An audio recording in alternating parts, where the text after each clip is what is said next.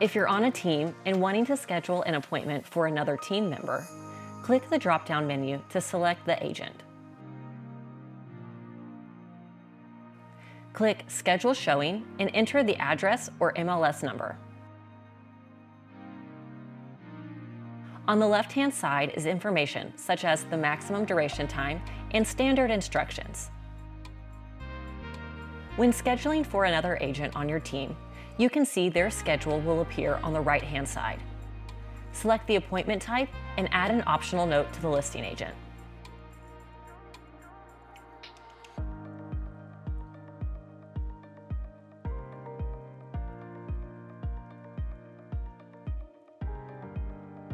Once everything looks good, click Schedule Now and you'll see the appointment request has been sent to the listing agent.